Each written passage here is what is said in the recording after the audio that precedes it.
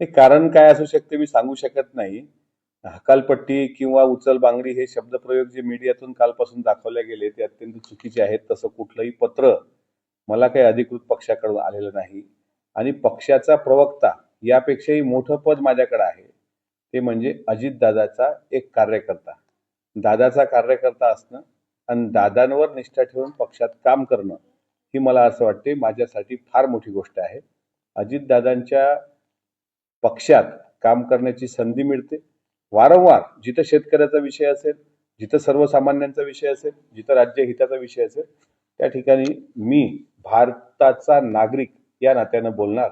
कारण पक्षाच्या प्रवक्ते पदावरून हटवलं तर मला अजिबात दुःख नाही. पण भारतीय संविधानाने मला फंडामेंटल राईट्स अर्थात बोलण्याचा अधिकार दिलेला आहे.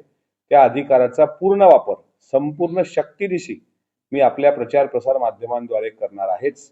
पण तुर्तास मी अजितदादा पवार यांचा एक कार्यकर्ता आहे आणि हे पद माझ्याकरता प्रवक्ते पदापेक्षा मोठं आहे.